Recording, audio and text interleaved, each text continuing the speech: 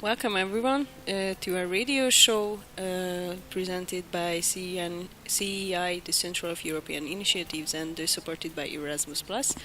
We are going to be talking about Easter because it is the Orthodox Easter this weekend in Bulgaria. So I have Yeva from Lithuania here and Vika from Ukraine, and we are going to be talking about the traditions and different countries. So first, let's just talk about how it's celebrated, for example, in Ukraine. Okay, hello everyone. Well, it's celebrated 1 week after it was celebrated in Hungary, for example, as you know. And as Ukraine is a big country, there are some traditions that differ from family to family. But in general, on Sunday in the morning, people go to church, and after that they go home and have breakfast together. And for breakfast we have eggs that we color before. In my family we colored them on Saturday night always. We colored eggs and baked specific Easter bread, sweet bread. We call it Pascha, and it's like... Oh, it's interesting, Pascha, because we have something in Hungary called Pascha. It's like a really simple bread, right? It's really thin. Yeah.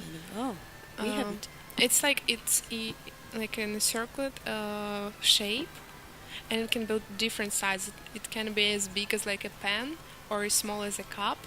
Yes, but is it like really thin and really crunchy?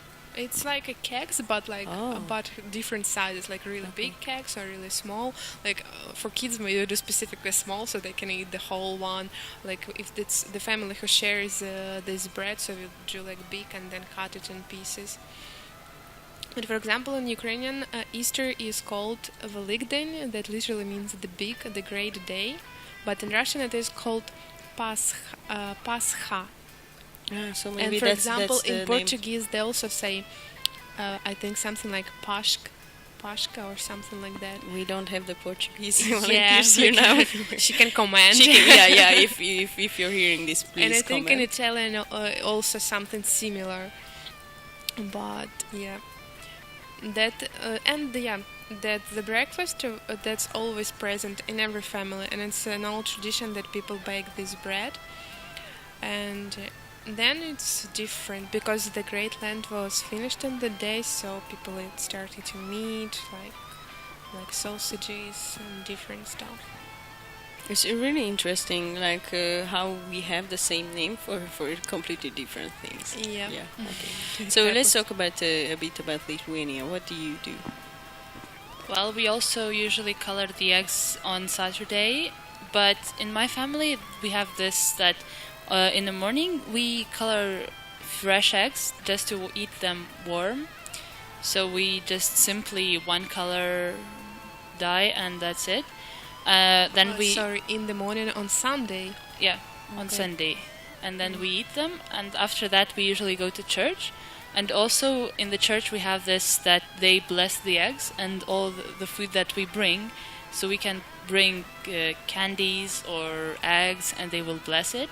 Yeah, it's the same. But it's really different because, for example, in Ukraine we go to church first and we go like on empty stomach because it's believed that before you go to church you can't eat, and then when you went to church you blessed your basket, like we call Easter basket, when there are colored eggs, pascha, some meat, and only then when you return you can eat it.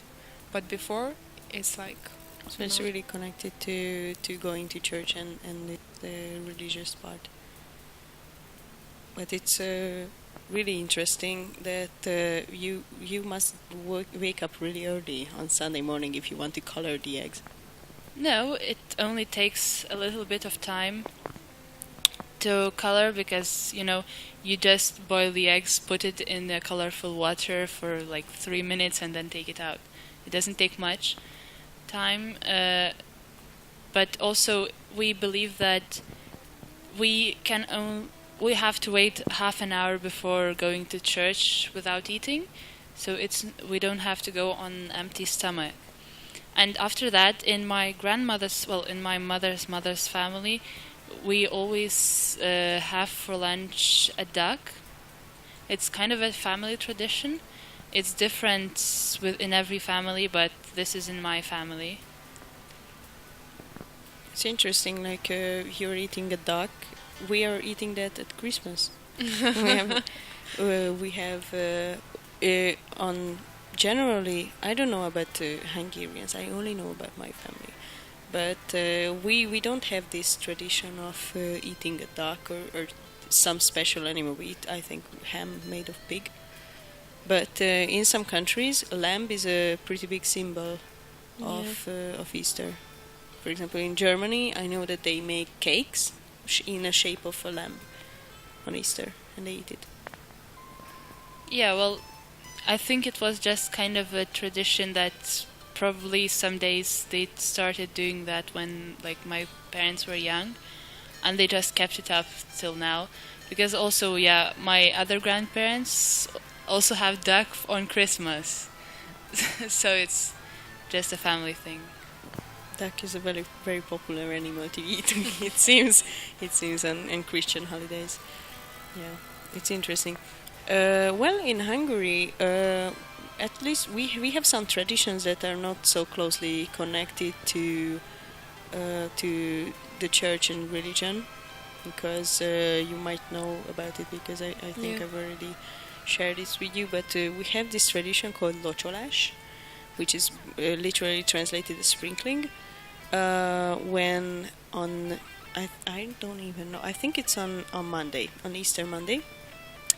All the men gather, and the tradition says that they have to water the women so that they would be, they would be Very really fruitful in their life, and it's it's pretty bad tradition if you think about it. Like, you could be walking on the street and you could just have a shower of cold water coming down on your neck if you're walking Or on Easter perfume. Monday. Well, that's the like the softer version. That's the more modern version. Yeah, but- Since women have rights. Yeah, but Kata said when you like smell the whole day with this strong perfume. Yes, and it's not even one. It's like, Like a 10 mix. different, because every single person brings a different type of perfume or cologne, and they just sprinkle you. I really don't like this tradition. Have you ever like been in this situation when someone sprinkled you? Of course, I've been. It's like, every year when not this year though, because I've been in Bulgaria, but every year I'm back home. All the men from the community, they just go around and knock on every door asking if there's a woman there. And as the tradition says, they need to recite a small poem asking the girls if they can sprinkle them. And if they say yes, they will sprinkle them. If they say no, they will hold them down and sprinkle them. So you have no choice. Yes, you have no choice in this matter. But my father decided to prevent the smell of different type of perfumes just emanating in the house. And I have two sisters, and we were all the time hiding from all these people. And so we decided to prevent this thing from happening, and so that we can still keep the tradition. He put out bottles of water, so that and they put a sign that you can choose from these, and you can sprinkle Your with dad that. prepared for some strangers specifically already water to sprinkle you. Yes. Okay. Yes, because water is not smelly; it's just wet, and Yeah. you will dry yourself, and it's okay. Well, for you it's then good that Easter usually is in spring, not in winter. Well, yeah, but in villages, in small villages, when people go out on the street, and it's really early morning, like 5 in the morning, because in villages life starts at 5 in the morning, and 5 in the morning, even in spring, it's still really really chilly. Yeah. And then you get like ice cold water poured down. It's not even a small amount. It's like a bucket of water. Okay. So it's really crazy. Don't go to villages on Easter Monday. Don't go to Okay. Hungary on Easter. Yes, yes. But we have really nice food actually on this occasion. So how about your food? What do you said about duck, and you said about this bread? Is there anything like Yeah, as I said before, it differs from family to family. Oh, In my okay. family, like this bread is the main one, and eggs. The first thing we eat on Easter is an egg. As I have three brothers, we also fight with them, and then we eat, and then we fight Oh more. yeah, you have this tradition of egg fighting. So what Yeah. is this about? It's like you pick up an egg, and you hold it. Well, in my family, we went further. Usually, it's like you have to hit your egg with someone just to fight with it. But in my family, we don't fight with eggs. We just put the egg to the how is it forehead? It's for the forehead, and just try to break it there.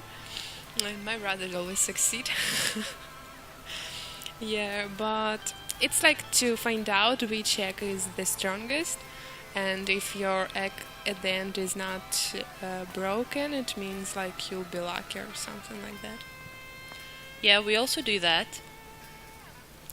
And we also go around kind of tapping the egg. And but in our tradition, we did a little different, that the egg that is left untapped, well, at first it's like saying, oh, so your egg didn't break, so you don't get to eat, but it's usually just a joke. And in the end, usually the strongest eggs are left behind so we can roll them. It's a egg rolling game, and during that game we usually usually the kids play, but we have some kind of slide for the eggs and we roll them, and if your egg touches an egg that was already in the area, then you can pick up both eggs, but if it doesn't touch any egg, you have to leave it. And in the end of a game, the one who has most eggs is the winner. That's interesting, but tell me please, that are they boiled eggs or raw eggs? Yeah, boiled, of course. And they're usually colorful, or even has a kind of a sticker around it. That way, nowadays, it's a stronger egg. That way, just so they wouldn't break while rolling. Yes, it's interesting. I think boiled eggs are, we can agree that boiled eggs are a part of Easter in all countries. But do you know where this tradition of eggs as a symbol of Easter come from? Nope. Do you? Well, I can guess, because as egg is kind of the symbol of maturity and of having children and being fruitful in this sense. I don't know. I can just guess, but maybe you have something else. I also believe that as the egg breaks and the chicken comes out, so in that kind of way, it's kind of a symbol of rebirth. That's kind of a birth, but still. So I think it's also in that way. Yes, it's interesting, and we have this tradition in Hungary that the red egg is the main symbol. And even during the sprinkling, or after a girl was sprinkled, they need to give a red boiled egg, a colored egg, to the man who sprinkled them. So it's not enough that you get soaked and you will be smelly for the whole day. You need to be grateful so that they did this to you and then give an egg. Yeah, and I was right. And the boys or men are invited by the father of the girl to drink palinka.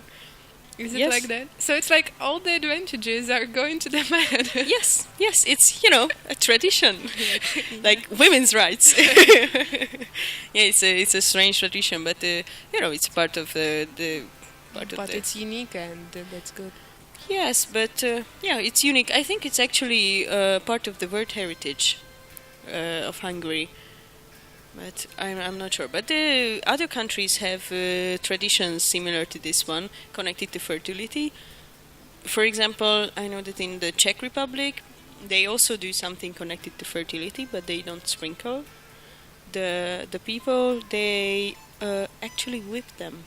They whip the women with homemade whips made of willow branches, because willow, in their tradition, willow symbolizes like the first tree to blossom, and so it has the freshness, and it also symbolizes fertility. And so if they whip the women's bottoms with this willow whips, they will so gain the fertility of the willow. Do we have the same, but not on Easter? We have the same thing week before on Willow Sunday, and people go to church. They bless willow branches, and then they come home. And like my grandma always would come to our home and start hitting me and my brothers with willow branches, and she also says like. A small verse like that it's not me who hits you, it's a willow branch that hits you, and then they wish to be healthy and strong like for the next year. Yeah, in Lithuania they also do the same. Only that for us it's since we celebrate Easter at this different week, so it's usually before the Orthodox it's 1 ones. week before. But we also do that, and it's very nice. Before that, we have a spring fest where they sell those. We call them verbas in Lithuania, and they don't look like a branch. They're like a stick with some specific, branches, and just looks really nice in a certain willow way. branch with the leaves are like. It's not really a branch. It can, because it doesn't. It's made usually of something that doesn't wilt. It just stays like that. You can have it in your house. Yeah, it's not a stick, but it's a branch. It's not just a stick, an empty and. It's decorated in certain ways. So it's like a decoration to hit women with this. No, in our country it's not only women, it's everyone. It's everyone. It's everyone. You just have a branch, a willow, and you go, and every person you meet, you just say, it's not me who's hitting you, it's the willow. So it's basically everyone needs to be fertile in order to, have children. Yes, it's a more 21st century tradition then, if they have equal rights in getting whipped by a willow. But there are some strange traditions in some countries. For example, I don't know a lot about this, but I've heard that in Norway, on one of the days of Easter, they don't celebrate it with searching for eggs or going to church or preparing for something. They celebrate it as making a crime mystery. And they need to solve a crime mystery on Easter, and this is their tradition. But is it like an old one or something that was created I think it's at least 100 years old. Oh. So it's not a modern tradition. That's what was surprising for me. But I might actually be saying not quite factual things. But I think I remember that it was in Norway or some of the northern countries, Norway, Sweden, or Finland. Okay. But this was really interesting for me. Like how is a crime or mystery connected to Easter? Yeah. But if you think about it, there are a lot of mysteries connected to Easter. For example, the traditional Christian way of the resurrection, that is kind of mysterious and magical, how it happened. Do you know the story of how... Because Easter is the resurrection, right? Yeah, it's when the Christ was risen. Actually, another thing that we do on Easter, when the Easter Sunday comes, people start greeting each other with the saying, we don't say hello anymore, and it continues for the whole week. So when you meet me, for example, on the street, I would say to you, Christ has risen, and you would answer me, truly he has risen. And it's always like that for the whole week. We don't greet each other in normal way, just with these two phrases. Well, I know that usually in the church they also greet us like this, but we don't continue that in the street. No, we do. We even when you meet a stranger person you don't know completely, you would just say it because it's normal. And the thing is that in Ukraine, traditionally Easter is celebrated for 3 days, from Sunday till Tuesday.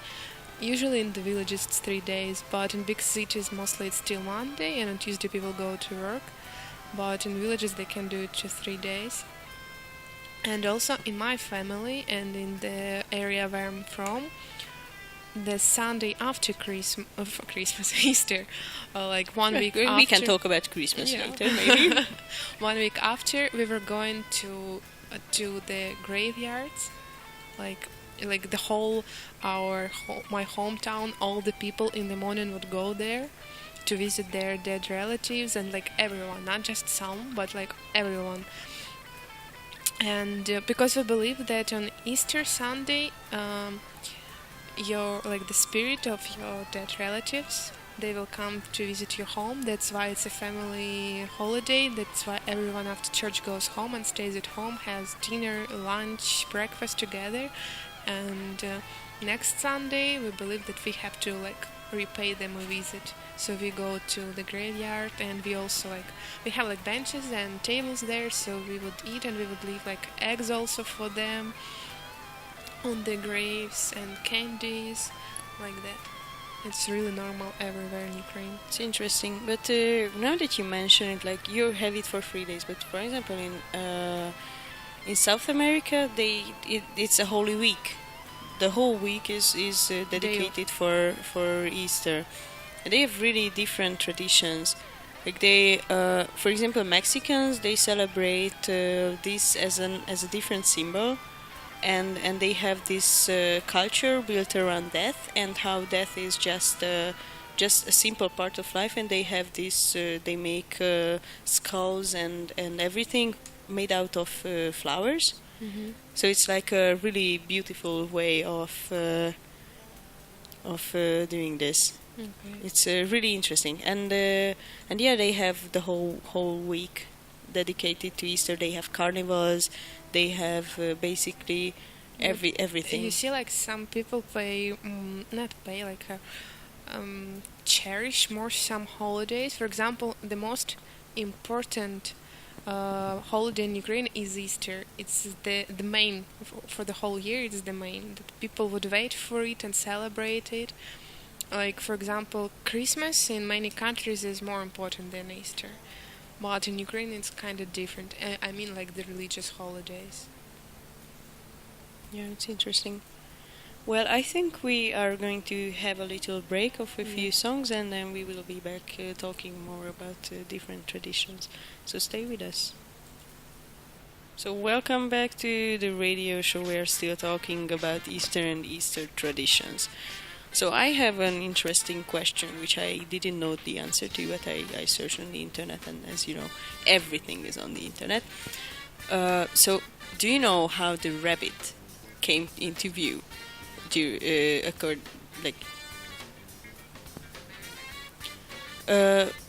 How it became the symbol of Easter, you mean? Yes. And how is it connected to Easter? I mean, Easter is the celebration of the resurrection. So what does it have to do with the rabbit? I would not be able to answer that for one reason. Rabbit is not Easter thing in Ukraine. That's really interesting. Then what do you have anything like this, like something brings some mysterious Nothing. thing? Oh, then what do the children believe in that they can be disappointed later? No. The Santa Claus is enough for them, for Okay, Christmas. okay. Yeah. In Lithuania, we have actually a different. Well, usually it's Easter Granny who brings the eggs, and not a rabbit. Well, actually, they both. Usually, we say that the rabbit is the helper of Easter Granny, and sometimes the bunnies are the ones who are getting the eggs, or depends actually on the family. So do you also celebrate the Santa Claus? Well, yeah, we do have, but it's called Grandfather of Christmas. So you have like a thing for old people, right? Apparently, yeah. So, yeah, and grandmother Christmas, she usually, not Christmas, Easter, she usually brings colored eggs for good children and hides them. And for the bad children, she only gives one white egg, not colored at all. So it's also encouraging for kids to be good. And not always she brings the eggs simple. Sometimes it's chocolate or just any kind of small gift. It could be clothes, it could be eggs, it could be Kinder Egg, anything. I think the reason we don't have such a thing in Ukraine because Easter eggs are colored by kids, and it's like their biggest entertainment. So, like, for you to have an egg to color it, and then for your parents to say, "Oh, it's not you who colored it," like you dreamed about it or something, like grandmother Easter came and gave it to you. So, like, we don't have such a thing because we are the ones who color them. We are the ones who put them in the basket and wait till the morning to eat them. Yeah, So there is no such thing. Yeah, you take away the mystery from this celebration. Well, I read it's not, of course, it's not a sure source, but I've read that it might be the origin for this. Might be because of a German tradition that they had in the Middle Ages, when on Easter they would give a howl. No, it's a fowl. That's a type of chicken, and they would give the chicken with the eggs to some relatives or some friend or the neighbors in the village. So they would give it as a gift on Easter Day.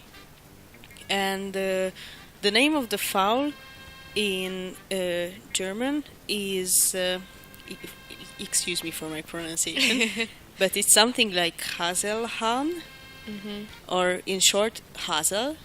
And the rabbit in German is Hase. So maybe they mistook the pronunciation, or in some other regions of Germany they pronounce it differently, and maybe it's read from there. But it's just way guessing. Yeah. Actually, it's not. It's not sure that this is the origin. But we also have something connected to rabbits in Hungary. Is that they make a nest. And they bring the eggs in the nest in the morning. So do you have something like this? Nothing.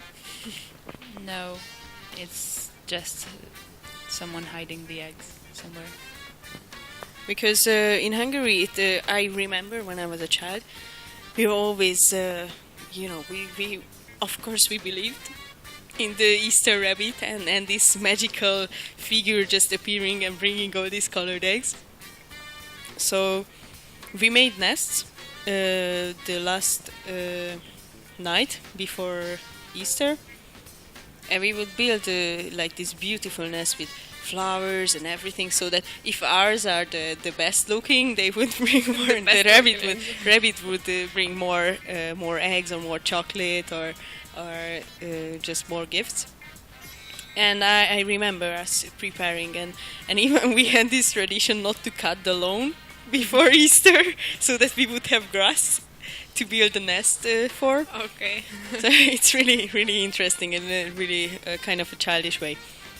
But I also have a source as to I think they do it in a lot of countries. This building nests. At least I know that in America it is a tradition of building nests on Easter. And I've read that it's because in the Middle Ages they especially like to paint one type of rabbit, and this type of rabbit is quite different from the other types. It's called the lepus, and they build nests for their small. What is it called? The small rabbit children? Yeah. Probably. I have no idea. So they would build nests. And they wouldn't go down into a hole or hide somewhere. So maybe it's from this Middle Age tradition of painting, which actually influenced this. Who knows? This. Yeah, we can never know, because we have not yet invented a time machine to go back. Yes. So let's talk about some other things. I've heard that actually in Germany, a bit connected to the rabbit, they don't. In some parts, the tradition was not about the rabbit. It was about the fox. The fox who borrowed eggs? Yes. Okay. So instead of rabbit, they were celebrating a fox, which is weird because then my theory of being the mispronounced word is kind of broken because I don't know what the fox is in German, but I'm pretty sure it has nothing to do with the rabbit. So they do that, but there are a lot of different traditions, and I've heard that in Bulgaria here they have this tradition of rubbing red paint on the faces, on the cheeks of children, so as to show. Heard about it also. Yes, in Bulgaria. Actually, this week we have a camp here in Bulgaria, and today we were painting eggs, and I had this chance to see how Bulgarians paint eggs, and this Krasi, our supervisor, she said that the first they color the red egg. It's a tradition, and then she also kind of painted the faces. She only colored the forehead, somewhere in between the eyebrows. She just put a red dot, and so it's what I saw about the Bulgarian tradition of rubbing. So maybe it is true. And some things that you find on the internet are actually true. It's a surprise.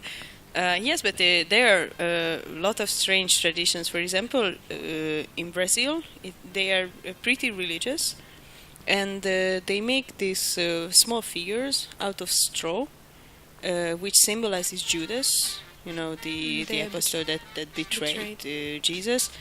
And they hang it on trees and they beat it. Because as to express their bad feelings for this character. So do you think this is a good way of education? Well, I don't know. I've never heard about it. Yeah, me neither. But do you think it sends a good message? Beating Judas as a figure? Well, it's a tradition, first of all. Yes, but in I think in Christianity Judas is looked upon as like the devil is the worst, and then Judas. So why would they celebrate some negativity? Maybe it's not celebrating negativity. Maybe just I don't know. Yeah, it's an interesting way. Maybe we can sleep on this and talk about different things. So I've read that in Italy they have this celebration of building a huge cart called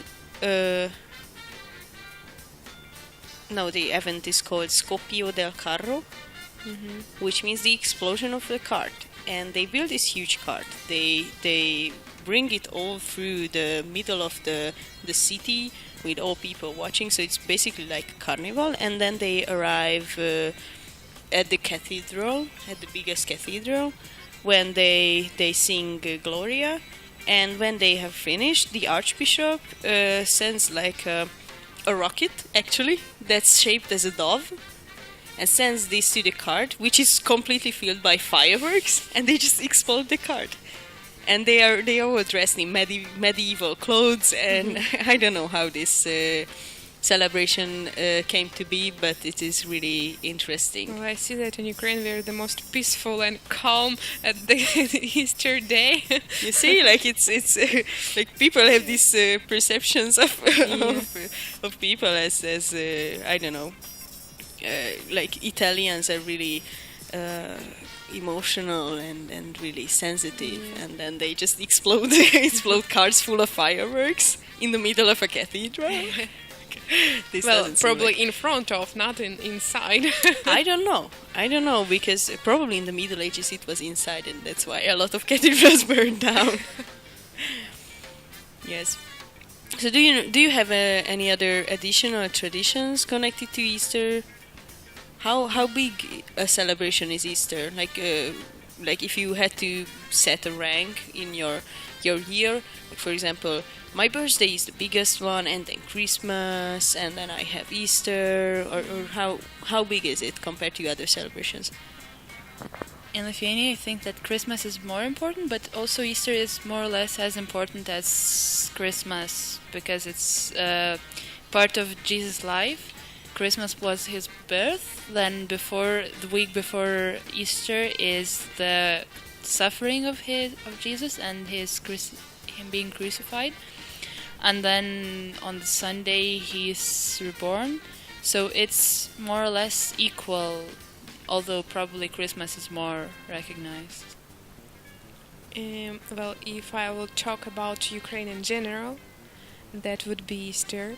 But for the reason that in Ukraine, Christmas is not that celebrated as New Year. We give big importance to New Year, not in a religious sense, because New Year is not religious like at all, but because, for example, on New Year we give presents to everyone, and on Christmas we don't give presents and receive presents. That's really interesting. Yeah, it's really peaceful traditional family dinner, and after that everyone goes out, sings songs, and has fun. So yeah, Easter is more important, especially in the religious sense. And then it would be, like, I think it's like Easter, New Year, then Christmas, and then it will depend. Yes, it's interesting because I think it, at least in my family in Hungary, it's not that big of an event. It's like something together, but it's more about the Easter breakfast, Yeah. actually. So we sit down and then we eat all this kind of stuff, and we don't eat for the rest of the day because we eat so much in the morning. But I think it's mainly, at least in my family, it's mainly about the breakfast and having the breakfast together with the family, and not much about celebrating. We are not that good Christians, so to say. We don't, at least in my family, we don't go to church in the morning, or we don't do anything connected in to. my family, we've never went to church on Easter, but that's because my hometown, when I was born, there was no church at all. And the church I think you can be excused then. It's really and hard. the church that was built when I was like finishing school, I think, and also because I was telling before to people who were interested in this that in my family it's different because my grandparents, like my grandmother, was an orphan, so she was not able, like, her mother or father were not able to pass the traditions and everything. So everything she knows more or less like created by her, or like that she observed through other people, but that was not passed through like family, and we lost some traditions, I think. Oh, okay. But there's an interesting thing now I remembered connected to Easter. Like, it's one of the biggest thing, like fasting or the Lent, Yeah. how it's called. So do you have it in Ukraine or in Lithuania? We do have it, and many people do it. I've never tried it. Yeah. Yes, we do it also, but it's on Friday, the biggest one. That it's, well, usually we don't eat meat on every Friday, but on the Friday before Easter we don't even expand the things that we don't eat. So basically, from what I heard, that on Friday you're supposed to only eat bread and water, or bread and milk, depending on who you ask. Bread and milk. But isn't it like dairy products like excluded from if you fast?